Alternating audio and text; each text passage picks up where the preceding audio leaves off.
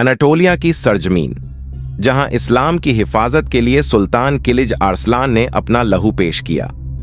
Europe से आए इन जंगजू crusaders को उसने समझा एक मामूली झुंड, मगर जब उसने सिवेटॉट में उनकी पहली फौज को नेस्तनाबूद किया तो दारुल इस्लाम ने राहत की सांस ली। मगर अरसलान को अंदाजा न था, असली तूफान अब आने वाला है।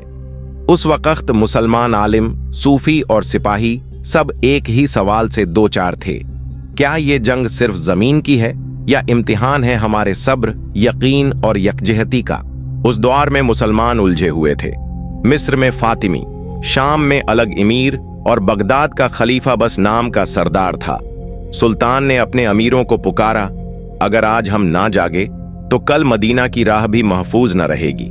हर मस्जिद, हर मदरसे में ये सवाल गूंजने लगा, क्या हम टूटे हुए हैं या हमारी रगों में अब भी वही जज्बा बाकी है जो बद्र और उहद में था? काफिरों की चाल तेज थी, मगर मुसलमानों का ईमान उनसे भी तेज हो सकता था अगर वो एक हो जाते। अगले एपिसोड में दमिश्क की चुप्पी और मुसलमान हुक्मरानों की दरअंदाजी का अंजाम।